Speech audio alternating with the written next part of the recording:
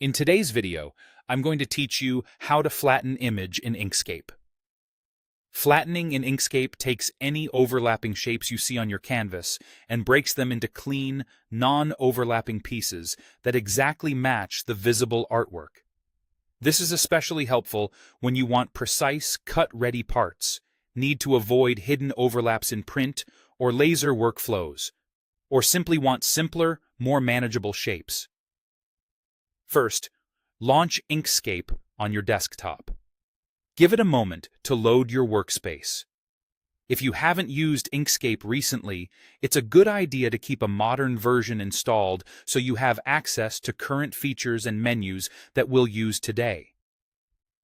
Next, open an existing document or create a new one. If you already have an illustration where objects overlap, go ahead and load that file.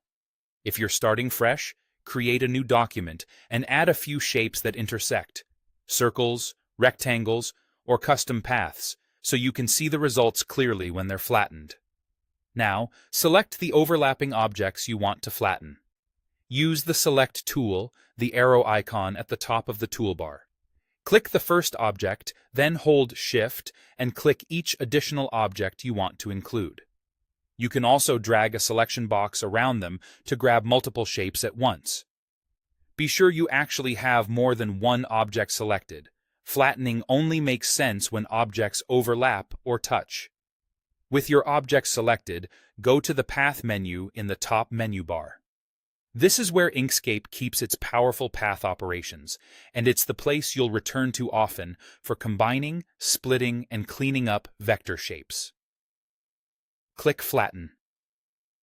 The moment you do, Inkscape calculates all the places your selected objects overlap and splits them into individual pieces. The result is a set of non-overlapping shapes that perfectly reflect what you see on the canvas. Every visible region becomes its own editable object, which makes coloring, moving, or exporting much more predictable. A couple of quick tips as you work. If Flatten appears unavailable, double-check that you have at least two objects selected and that they actually intersect. After flattening, try clicking different regions. You'll notice each segment is now an independent shape you can move or restyle. This is normal and exactly what you want when preparing artwork for precise output. That's all there is to it. Launch. Inkscape, open or create your document. Select the overlapping objects, go to Path, and click Flatten. With this simple workflow, you can clean up complex artwork and ensure what you see is exactly what you get.